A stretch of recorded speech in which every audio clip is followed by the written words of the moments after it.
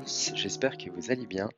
Aujourd'hui, un épisode sur la productivité et je voulais vous parler de 5 lois en la matière.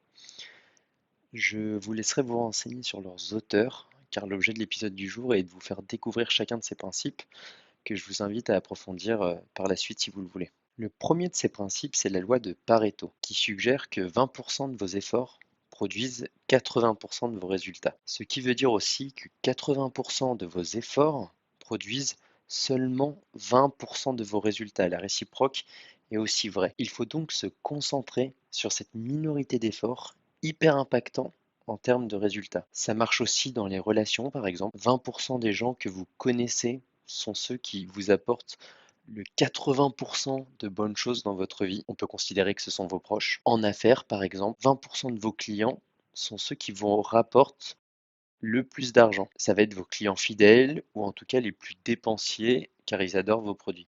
La deuxième loi, c'est la loi de Parkinson qui veut que plus on a de temps pour effectuer une tâche et plus nous aurons tendance à utiliser l'intégralité de ce temps. C'est l'exemple du devoir que nous avions à l'école. Je pense qu'on a tous connu ce cas de figure, fixé 2 semaines avant la date de rendu, que l'on commence 24 heures avant dans la panique. Il faut donc adapter le temps imparti pour effectuer une tâche, et c'est pour cela qu'il faut séquencer, diviser en plus petites tâches des grands objectifs. Par exemple, vous avez un objectif à 1 an, vous allez avoir tendance à vous dire qu'en début d'année, vous avancez peut-être pas hyper efficacement, mais que vous avez le temps. Et en fait, bien souvent, on va accélérer, voire bâcler les dernières semaines pour atteindre cet objectif. Alors que si on le divise, ce grand objectif, en plus petites tâches pour lesquelles on accorde des délais plus courts aussi, on va gagner en efficacité car il y aura toujours ce petit sentiment d'urgence pour accomplir ces petites tâches et ensuite qui vont nous permettre d'atteindre ce grand objectif. Mais si on considère d'emblée le gros objectif par rapport à cette année qu'on a devant, c'est trop loin, c'est trop vaste et au final on n'avance pas. Un bon exemple par rapport à ça, ça pourrait être de changer d'emploi d'ici 3 mois. Prochain trimestre, on change d'emploi. Le premier mois, par exemple, il faut avoir mis au propre son CV, avoir envoyé des candidatures. Le deuxième mois, il faut être dans 3 processus de recrutement. Et par exemple, le troisième mois, là, vous avez une ou plusieurs offres et vous pouvez choisir entre ces offres.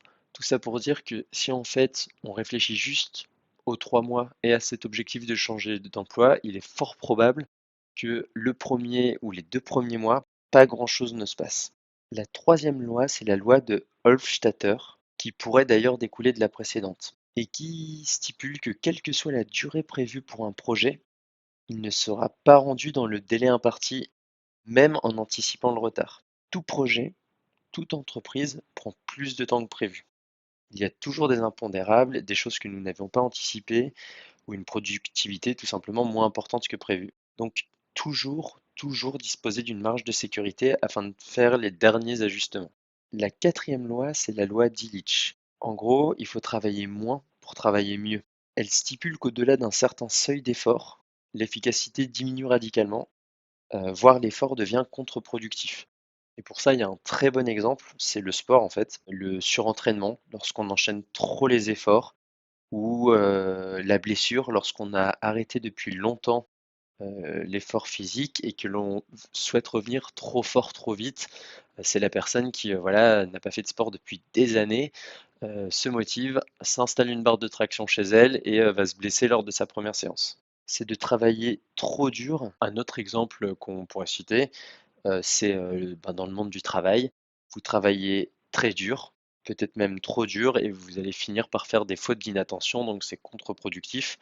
Ou par exemple, arriver au burn-out, au-delà de votre équilibre personnel, ben, ça va vous mettre sur la touche par rapport à votre boulot, alors qu'en fait vous vouliez faire au mieux, vous impliquer à fond, mais finalement vous allez arrêter de travailler, quoi. La cinquième et dernière loi, c'est la loi de Laborie, qui dit en somme que nous avons tendance à commencer par ce qui nous fait plaisir et nous demandera le moins de temps. Je ne pense pas qu'il faille forcément se méfier de ce principe, et même suivre cet autre principe qui dit qu'il faut se débarrasser du plus pénible en premier, parce qu'à mon sens, ça peut être décourageant et même constituer une excuse pour ne pas passer à l'action. Vous voyez, si vous vous dites que vous allez faire la tâche la plus ardue du jour dès le matin, On est bon nombre, selon le degré de motivation à se dire: «Ouais, je commence dans 10 minutes, je commence dans 1 heure», se passent plusieurs heures et au final on se dit que ce sera demain. Alors que si on commence peut-être par des tâches un peu moins difficiles, on va avoir plus de chances à se motiver et voilà, il va y avoir un effet de motivation, de momentum. Donc selon moi, il ne faut pas aller contre la loi de Laborie, mais en avoir conscience et l'utiliser à son avantage,